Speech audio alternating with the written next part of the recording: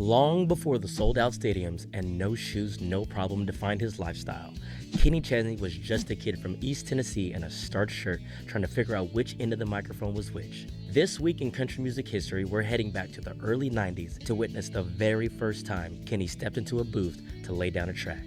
Before the sand, before the rum, it was just Kenny and a dream. Welcome to CMA's This Week in Country Music History.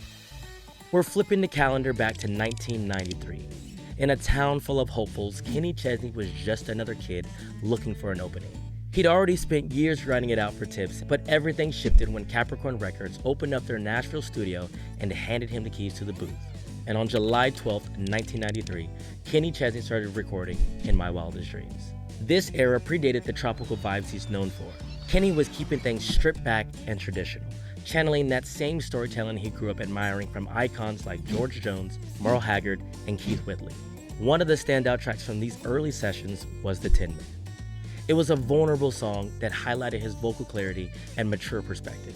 While the album wouldn't be released until April 19, 1994, these weeks in the studio were the essential first chapters of his story. The recording process was all about grit.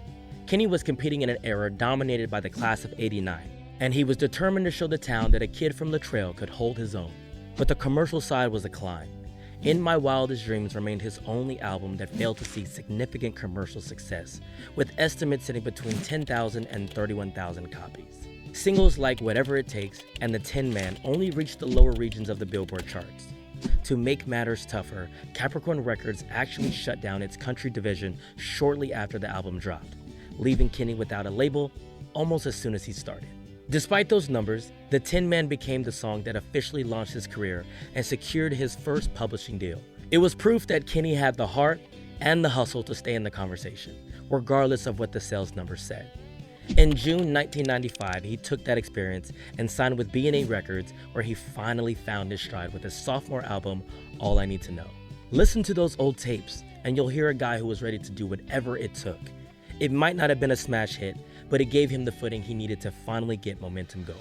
Kenny didn't let those low sales numbers get in his head. He treated that debut like a launching pad instead of a landing spot. I mean, look at The Tin Man. He believed in that song so much that he actually cut it again years later just to give it a fair shake at the radio. Fast forward to today, and he's an absolute powerhouse in country music. 4 CMA Entertainer of the Year trophies and enough stadium sellouts to fill a dozen lifetimes. But the heart of the artist we see today was forged in that little studio back in '93. It's easy to look at the stadiums now and forget about that kid in a starched shirt just trying to get his foot in the door. But that's the beauty of this genre. It rewards the people who stick around. Kenny didn't need to be an overnight sensation. He just needed a chance to prove he belonged. And 30 years later, I'd say he's done exactly that. That's This Week in Country Music History.